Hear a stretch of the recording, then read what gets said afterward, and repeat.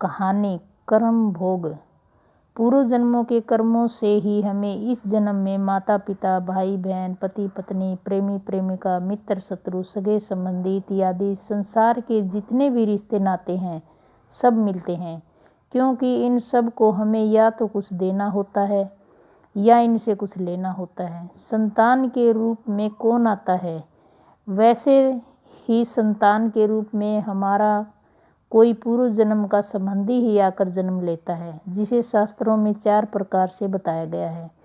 ऋणानुबंध, पूर्व जन्म का कोई ऐसा जीव जिससे आपने ऋण लिया हो या उसकी किसी भी प्रकार से धन नष्ट किया हो, वह आपके घर में संतान बनकर जन्म लेगा और आपका धन बीमारी में या व्यर्थ के कार्यों में तब तक नष्ट करेगा जब तक उसका हिसाब पूरा ना हो जाए।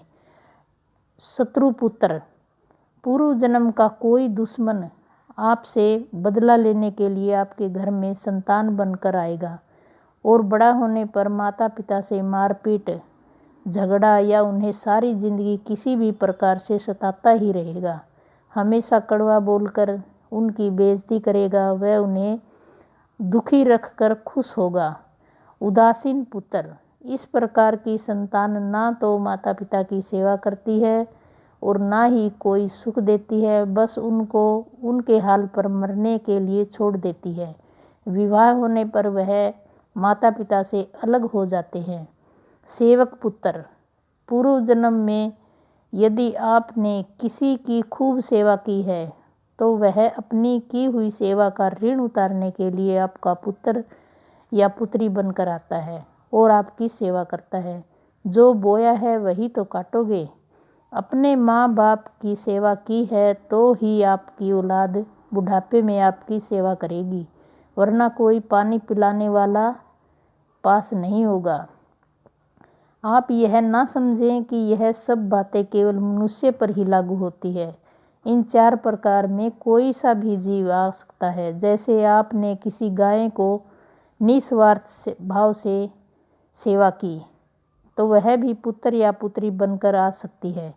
यदि आपने गाय को स्वार्थवश पालकर उसको दूध देना बंद करने के पश्चात घर से निकाल दिया तो वह ऋणानुबंध पुत्र या पुत्री बनकर जन्म लेगी। यदि आपने किसी निरपराध जीव को सताया है तो वह आपके जीवन में शत्रु बनकर आएगा और आपसे बदला लेगा। इसलिए जीवन में कभी किसी का बुरा ना करें, क्योंकि प्रकृति का नियम है कि आप जो भी करोगे उसे वह आपको इस जन्म में या अगले जन्म में 100 गुना वापस करके देगी। यदि आपने किसी को 1 रुपया दिया है तो समझो आपके खाते में 100 रुपये जमा हो गए। यदि आपने किसी का 1 रुपया छीना है तो समझो आपका जमा राशि में से 100 रुपये निकल गए। जरा सोचिए, आप कौन सा धन लेकर आए थे और कितना साथ लेकर जाओगे। जो चले गए वो कितना सोना चांदी साथ ले गए। मरने पर जो सोना चांदी धन दौलत बैंक में पड़ा रह गया, समझो जो वो व्यर्थ ही कमाया। औलाद अगर अच्छी और लायक हो तो उसके लिए कुछ भी छोड़कर जाने की ज़रूरत नहीं है, खुद ही कमा लेगा, खा लेगा। और औलाद अगर बिगड़ी या नालायक है तो उसके लिए जितना मर्जी धन छोड़कर जाओ, वह चंद दिनों में सब बर्बाद करके ही चैन लेगी। मैं, मेरा, तेरा और सारा धन यहीं का यहीं धरा रह जाएगा, सब कुछ भी साथ नहीं जाएगा। यदि कुछ जाएगा तो सिर्फ नेकियां ही साथ जाएंगी। इसलिए जितना हो सके नेकी कर, सत्कर्म कर। अगर वीडियो अच्छी लगी तो लाइक करें, शेयर करें, सब्सक्राइब करें ताकि वीडियो की नोटिफिकेशन सबसे पहले आप तक पहुंचे। Thank you.